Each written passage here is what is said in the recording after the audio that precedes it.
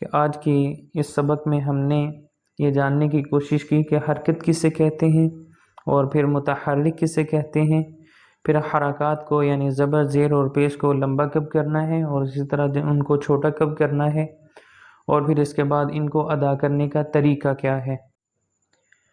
بسم اللہ الرحمن الرحیم۔ السلام علیکم ورحمۃ اللہ وبرکاتہ۔ الحمدللہ، اللہ تعالیٰ کے فضل و کرم سے آج ہمارے تجوید کورس کا تیسرا سبق ہے۔ تو آج کے اس کورس میں ہم تجوید کی بعض ضروری اصطلاحات کو جاننے کی کوشش کریں گے، یعنی ان چیزوں کے بارے میں جاننے کی کوشش کریں گے جن کو ہم جانتے تو ہیں، لیکن الفاظ ان کے علم التجوید میں ان چیزوں کے الفاظ کچھ اور استعمال ہوتے ہیں۔ جب ہم وہ الفاظ سنتے ہیں تو ہم پریشان ہو جاتے ہیں کہ یہ پتہ نہیں کیا چیز ہے۔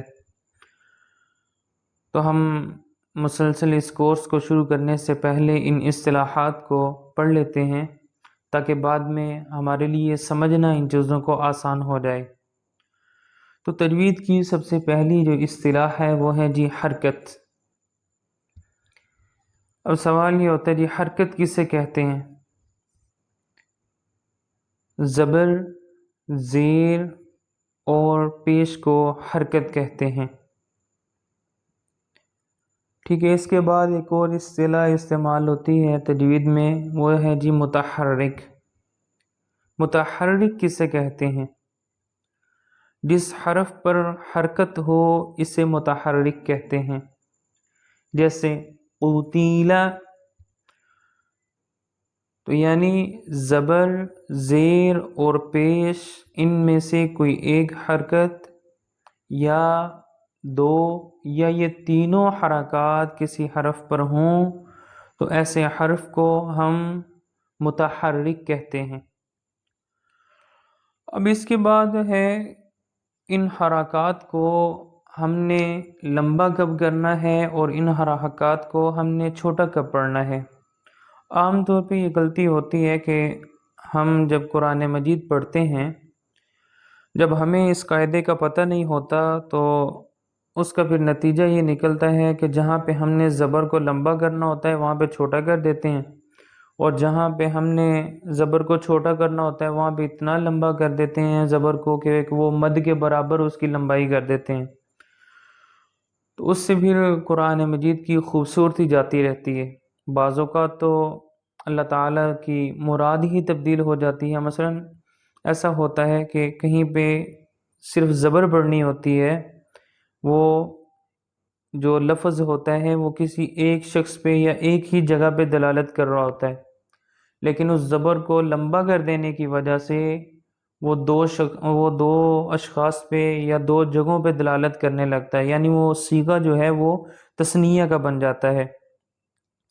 تو یہ چیز بہت ضروری ہے کہ ہمیں پتہ ہو کہ ہم نے زبر کو، زیر کو اور پیش کو لمبا کب کرنا ہے اور چھوٹا کب پڑھنا ہے۔ تو اس میں سب سے پہلے آپ یہ جانیں کہ زبر کو ہم نے لمبا کب پڑھنا ہے۔ تو یہ یاد رکھیے، زبر کے بعد جب الف آ جائے تو اس وقت زبر کو لمبا کریں گے۔ جیسے دیکھیے با ہے اور با پہ زبر ہے اور اس کے بعد الف ساکن ہے، تو اب ہم اس کو لمبا کریں گے با، ورنہ اگر با ہو اور اس کے بعد صرف اس کے اوپر زبر ہو تو ہم اس کو لمبا نہیں کریں گے، جیسے با بس۔ اسی طرح جب زیر کے بعد یا ساکن آ جائے تو اس وقت زیر کو لمبا کریں گے، جیسے بی، ورنہ بی۔ اسی طرح جب پیش کے بعد واو ساکن آ جائے تو اس وقت ہم پیش کو لمبا کریں گے، جیسے بو۔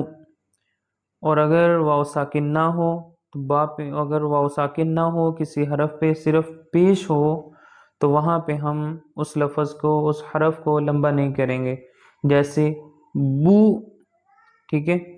تو اس میں ایک تو یہ چیز ضروری تھی، اور ان تینوں حرکات کی ادائیگی کا تعلق ہماری ہونٹوں کی کیفیت سے ہے۔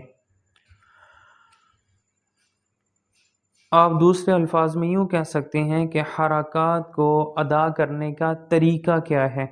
اس سے پہلے جو ہم نے پڑھا وہ ہے حرکات کو ہم نے لمبا کب کرنا ہے اور چھوٹا کب کرنا ہے۔ تو اب اس کے بعد ہے جی حرکات کو ادا کرنے کا طریقہ کیا ہے۔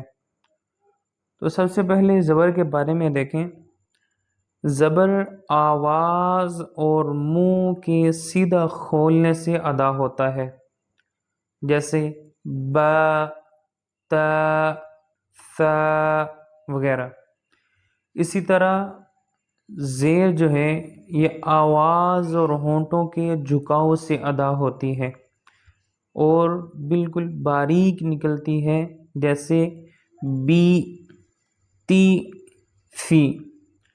یہاں پہ ایک یہ بڑی غلطی ہوتی ہے کہ ہم جب زیر کو ادا کر رہے ہوتے ہیں تو ہم خیال نہیں کرتے، تو ہم زیر کو مجہول کر دیتے ہیں، جیسے بے، تے، ثے۔ جیسے اردو میں ہم الف بے تے ثے پڑھتے ہیں تو اس کو اس وزن پہ نہیں پڑھیں گے ہم، بلکہ جیسے انگلش میں اے، بی، بی، تو اس وزن پہ لے کے جائیں گے، یعنی بی، تی، فی وغیرہ، ٹھیک ہے۔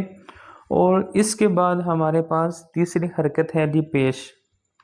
تو پیش کو ادا کرنے کا طریقہ یہ ہے کہ آواز اور ہونٹوں کو گول کریں گے اور پیش کو بھی بالکل باریک ادا کریں گے، جیسے بو، تو، سو وغیرہ۔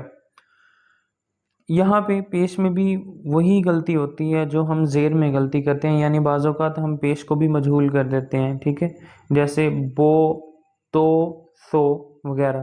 تو ایسا نہیں کریں گے، بلکہ آپ جب پیش کو ادا کریں گے ہونٹوں کو بالکل گول کریں گے تو اس وقت پیش بالکل ٹھیک ادا ہو جائے گا، جیسے بو، تو، سو۔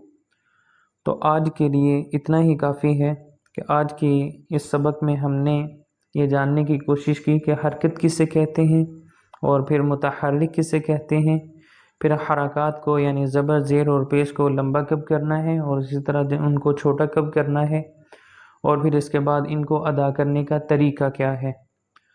تو باقی